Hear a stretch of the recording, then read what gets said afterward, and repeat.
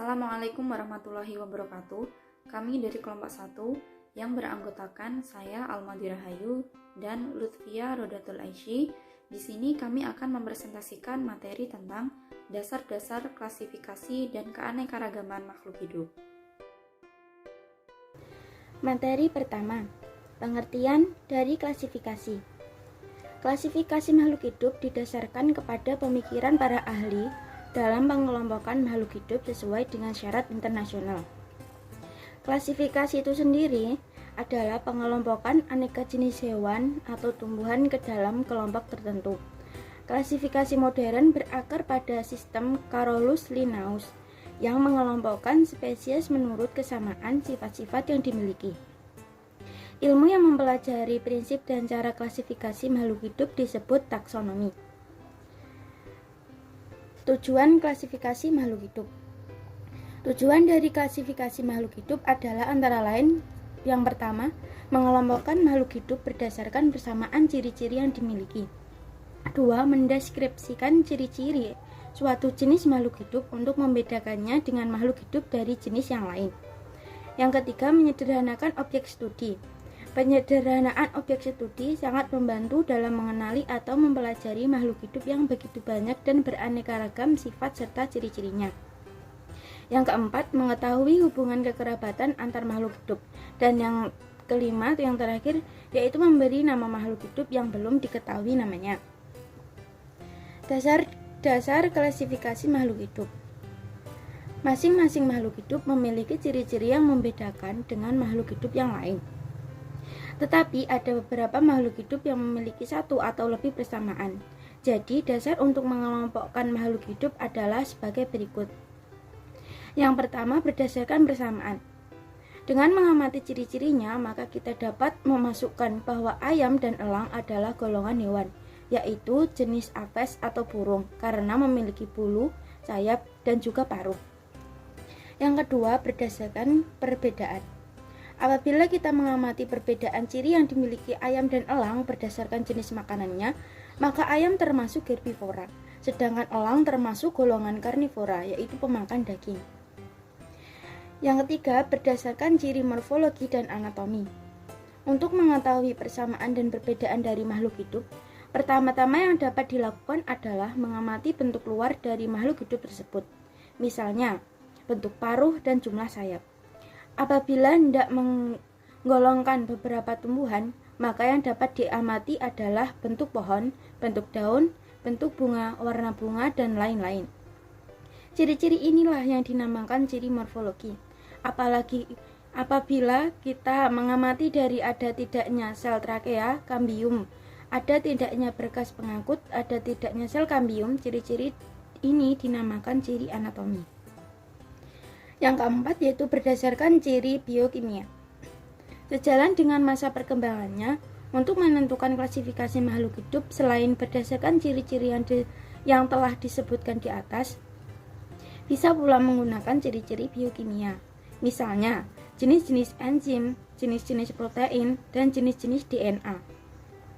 Hal tersebut dapat menentukan hubungan kekerabatan antara makhluk hidup satu dengan lainnya. Dan yang terakhir, yaitu berdasarkan manfaat. Tujuan pengelompokan ini adalah untuk memudahkan kita memanfaatkan suatu makhluk hidup. Tahapan klasifikasi makhluk hidup. Tahapan dalam klasifikasi makhluk hidup yang dilakukan oleh Linnaeus adalah sebagai berikut.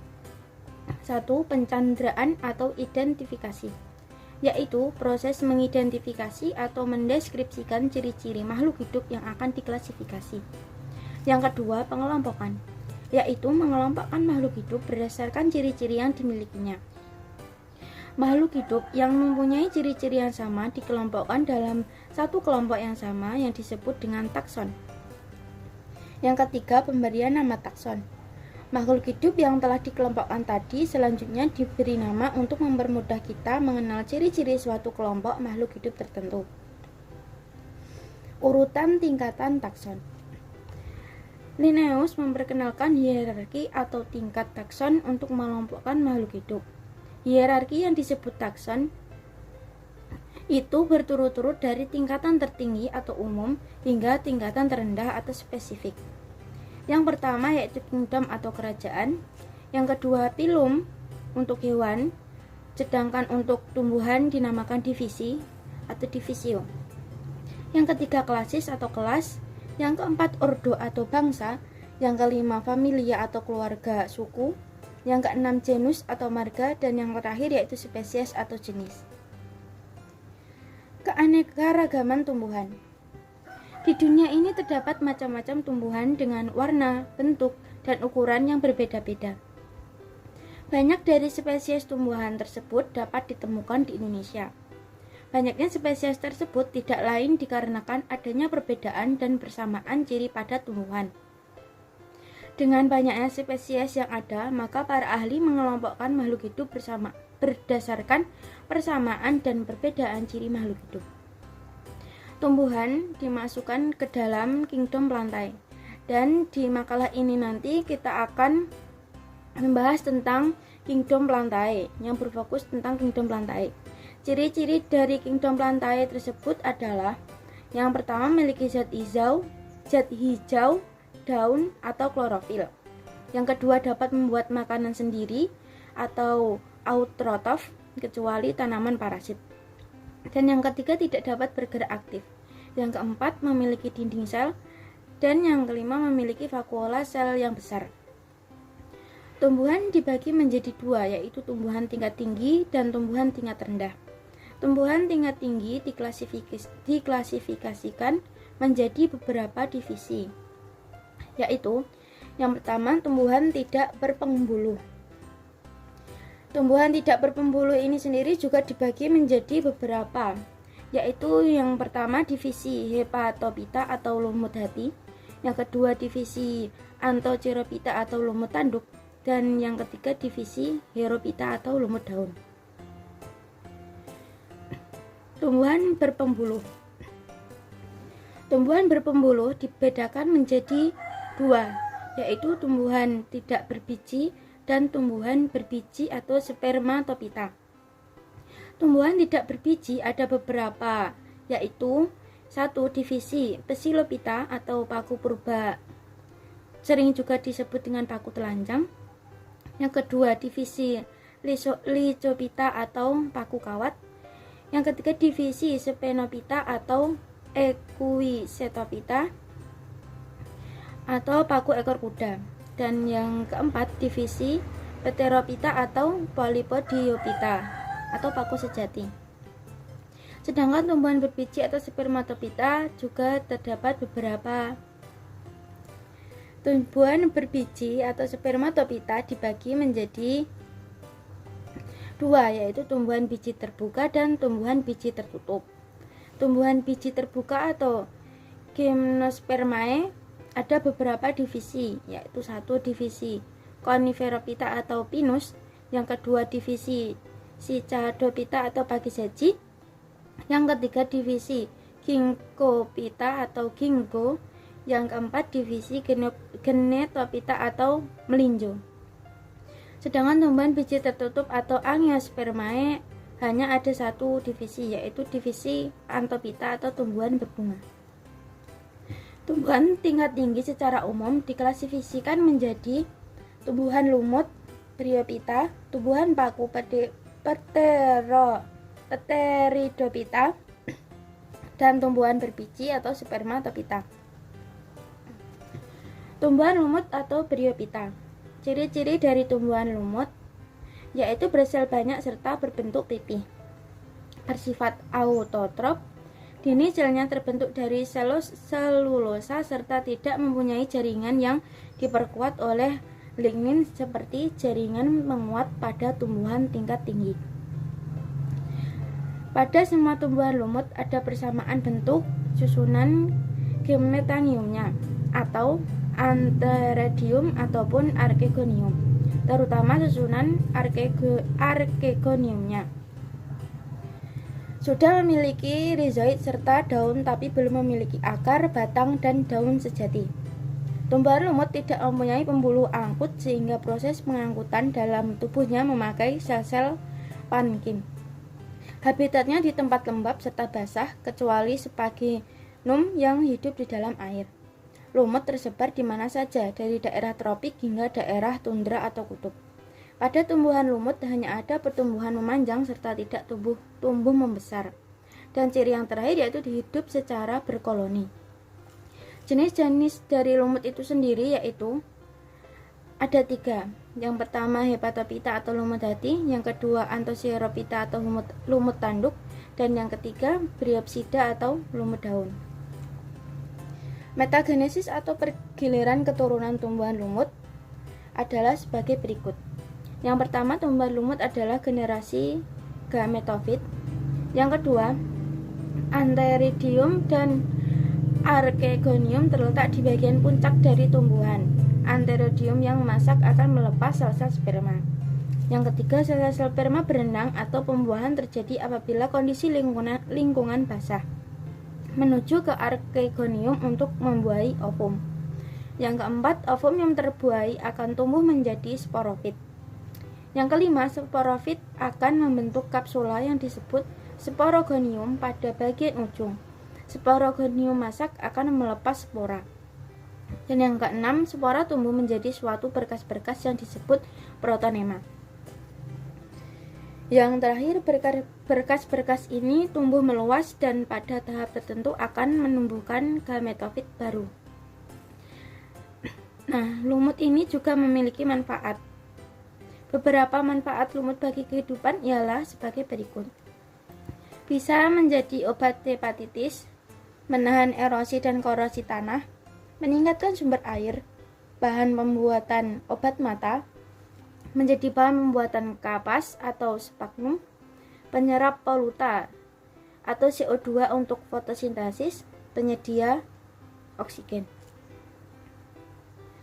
Tumbuhan paku atau Pteridophyta. Tumbuhan paku, paku-pakuan atau pakis-pakisan adalah sekelompok tumbuhan dengan sistem pembuluh sejati, tetapi tidak pernah menghasilkan biji untuk reproduksi seksualnya. Alih-alih biji, kelompok tumbuhan ini melepaskan spora sebagai alat penyebar luasan dan perbanyaknya menyerupai kelompok organisme sperma lumut dan fungi. Kelompok tumbuhan paku arti sempit bersifat holofiletik atau monofiletik dan sekarang disebut Pteridophyta, atau untuk menghindari kebingungan, tumbuhan paku ini dibagi menjadi 2 jenis, yaitu jenis yang pertama dinamakan Lipodiophyta dan yang kedua Monilophyta. Berdasarkan penggolongannya, tumbuhan paku memiliki pembuluh. Materi yang selanjutnya akan dijelaskan oleh teman saya, yaitu Mbak Alma. Selanjutnya adalah metagenesis tumbuhan paku. Nah, itu bisa dilihat seperti pada gambar di samping, yaitu jadi tumbuhan paku dewasa itu memiliki sporangium untuk menghasilkan spora. Kemudian sporangium itu mengeluarkan spora, kemudian spora ini mengalami pembelahan mitosis atau proses pematangan yang menghasilkan protalus atau protalium. Nah, protalus atau protalium ini kemudian berkembang menjadi 2 jenis gamet yang berbeda melalui pembelahan mitosis, yaitu menghasilkan archegonium yang nantinya menghasilkan ovum dan antheridium nantinya menghasilkan spermatozoid. Nah, terbentuknya protalium atau protalus ini menandakan fase gametofit. Kemudian, sel sperma yang bersifat motil itu bertemu dengan sel ovum dan terbentuklah zigot yang diploid. Sehingga pada tahap ini itu disebut dengan fase sporofit. Nah, kemudian zigot itu tumbuh dan berkembang menjadi tumbuhan paku dewasa. Kemudian selanjutnya adalah manfaat Pteridophyta. Nah, yang pertama itu sumber energi fosil. Jadi, seperti yang kita ketahui, tumbuhan paku itu salah satu jenis tanaman yang berasal dari zaman dinosaurus, zaman dahulu. Jadi, tumbuhan paku ini bisa dijadikan salah satu komponen penyusunan batu bara. Kemudian manfaat yang selanjutnya adalah sebagai bahan obat-obatan. Contohnya pada Lycopodium clavatum, yaitu dijadikan sebagai obat kulit. Kemudian Pteridophyta atau tumbuhan paku itu juga bisa dijadikan sebagai tanaman hias. Kemudian manfaat selanjutnya itu juga bisa digunakan sebagai bahan pembuatan kembang api, bisa digunakan sebagai bahan bangunan, juga bisa digunakan sebagai bahan sayuran, yaitu contohnya pada jenis tumbuhan paku Marsilea crenata. Kemudian juga bisa dijadikan pupuk, yaitu tumbuhan paku, salah satu contohnya itu Azolla pinnata. Selanjutnya adalah spermatophyta. Ciri-ciri dari spermatophyta yaitu yang pertama memiliki alat perkembangbiakan yaitu berupa biji, kemudian juga memiliki akar, batang, dan daun sejati, kemudian juga memiliki bunga yang warnanya itu menyolok dan tidak berwarna. Kemudian tubuhnya itu berupa herba, semak, atau pepohonan.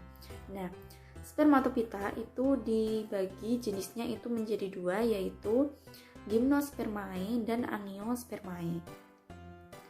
Selanjutnya adalah Gymnospermae. Ciri-ciri dari Gymnospermae itu yang pertama, bijinya itu tidak dibungkus daun buah, sehingga Gymnospermae itu disebut juga tumbuhan berbiji terbuka.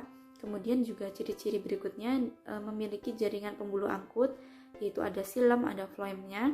Kemudian pembuahannya itu pembuahan tunggal terjadi antara sperma dan ovum membentuk zigot.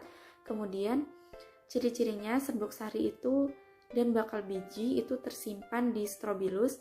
Kemudian bunga itu tidak memiliki mahkota. Nah, Gymnospermae itu diklasifikasikan menjadi 4 pilum, yaitu pilum Kikadophyta, pilum Ginkgophyta, pilum Gnetophyta, dan pilum Coniferophyta. Nah, berikut adalah contoh dari pilum Kikadophyta. Nah, pilum Kikadophyta ini ciri-cirinya itu tubuhnya itu menyerupai palem. Contohnya adalah pakis haji. Kemudian yang kedua adalah pilum Ginkgophyta. Nah, contohnya itu adalah Ginkgo biloba. Nah, ciri-cirinya pada pilum ini itu daunnya itu berbentuk kipas. Kemudian tumbuhnya itu biasanya di negara yang bermusim 4. Kemudian selanjutnya adalah pilum Gnetophyta, itu ciri-cirinya daunnya itu menyerupai tanaman dikotil dan batangnya itu bercabang. Contohnya itu ada Welwitschia, kemudian ada Ephedra, kemudian juga ada Gnentum gnemon, atau yang biasa kita jumpai itu dengan melinjo. Kemudian pilum berikutnya itu Coniferophyta, itu contohnya itu ada Juniper berry, ada cemara, kemudian juga Pinus bristlecone, kemudian juga ada Pinus wolemi, ada European larch, dan ada Sequoia atau kayu merah. Nah, ciri-ciri dari pilum ini, pilum Coniferophyta itu daunnya itu rata-ratanya berbentuk jarum. Kemudian yang selanjutnya adalah siklus hidup Gymnospermae.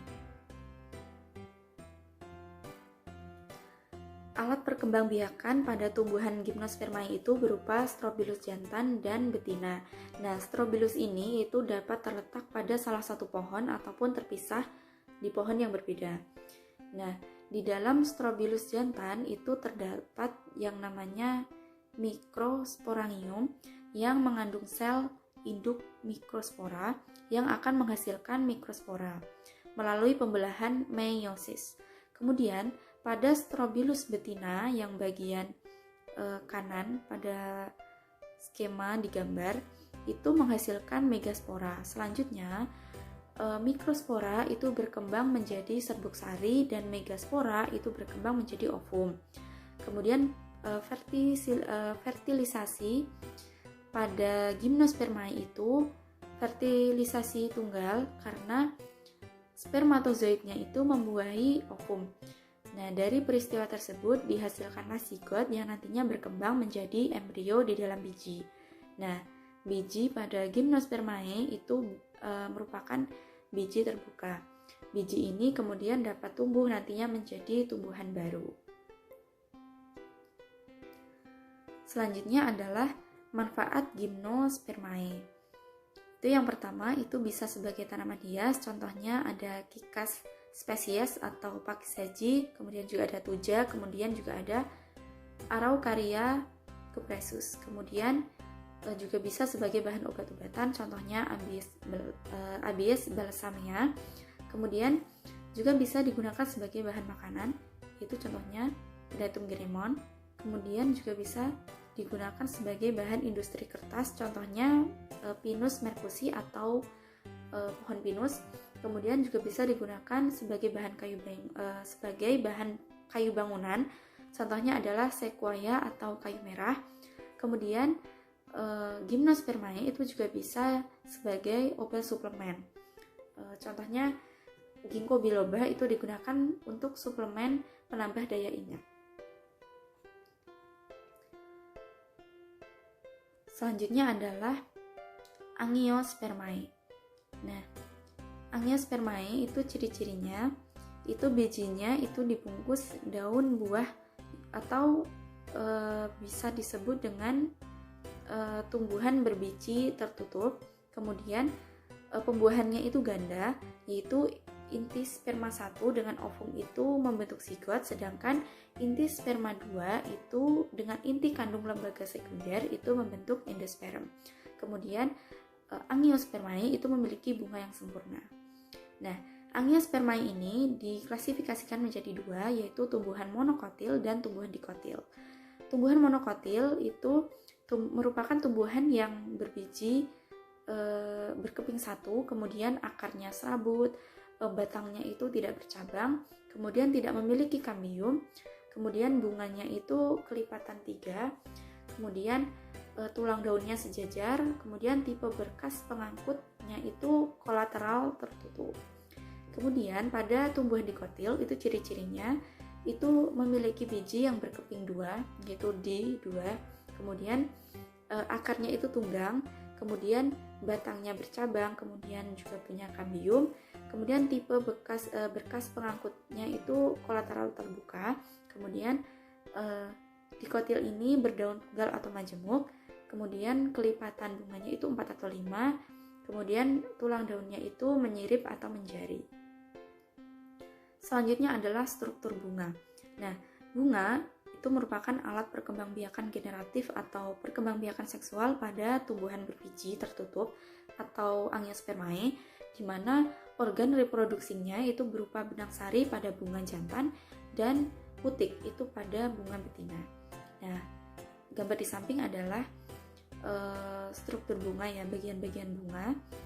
Yaitu yang pertama ada kepala putik itu yang merupakan alat reproduksi bunga betina.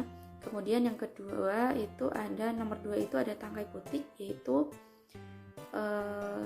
fungsinya itu untuk menyangga kepala putik ya agar bisa berdiri dengan tegak. Kemudian yang ketiga itu ada dasar putik. Kemudian nomor 4 itu ada kepala sari yang fungsinya itu untuk menyimpan serbuk sari. Kemudian yang nomor 5 itu ada tangkai sari yang fungsinya membantu proses reproduksi. Kemudian yang nomor 6 itu ada kelopak bunga, fungsinya itu untuk melindungi mahkota ketika masih dalam keadaan kuncup. Kemudian yang nomor 7 itu adalah mahkota bunga, itu fungsinya adalah untuk melindungi organ reproduksi ketika sedang bekerja. Kemudian yang nomor 8 itu adalah bakal biji.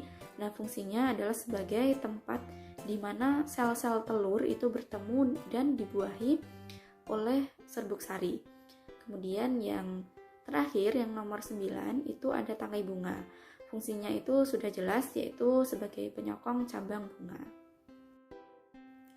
Selanjutnya adalah siklus hidup dari Angiospermae. Nah, bisa dilihat pada skema ya di gambar di samping itu. Jadi bunga pada tumbuhan atau sporofit ya itu memiliki benang sari yang merupakan alat kelamin jantan. Kemudian benang sari itu umumnya terdiri dari tangkai sari dan kepala sari yang biasanya terdiri dari 4 kotak sari atau mikrosporangia. Nah, di dalam mikrosporangia ini terdapat sel induk mikrospora, di mana sel induk ini mengalami pembelahan secara meiosis dan nantinya menghasilkan mikrospora yang haploid. Kemudian, mikrospora ini mengalami pembelahan mitosis dan menghasilkan gametofit jantan berupa butir serbuk sari. Nah, bila terjadi penyerbukan, maka serbuk sarinya nanti akan berkecambah menjadi buluh serbuk sari. Nah, inti buluh serbuk sari akan mengalami karyokinesis dan menghasilkan 2 inti, yaitu satu inti generatif dan satunya itu inti vegetatif. Kemudian membelah lagi secara karyokinesis sehingga nantinya membentuk 2 inti, yaitu inti sel sperma 1 dan satu inti sel sperma 2. Kemudian yang pada skema siklus hidup tumbuhan berbiji tertutup yang tahap putik sampai terbentuknya sel telur, yaitu bunga pada tumbuhan sporofit itu memiliki putik yang merupakan alat kelamin betina. Nah, salah satu bagian putik nanti itu adalah bakal buah yang di dalamnya itu terdapat bakal biji atau megasporangia. Nah, pada megasporangia ini terdapat sel induk megaspora. Kemudian sel induk ini nanti itu mengalami pembelahan secara meiosis dan menghasilkan 4 sel megaspora. 1 sel megasporanya hidup, sedangkan 3 lainnya itu mengalami degenerasi atau mati.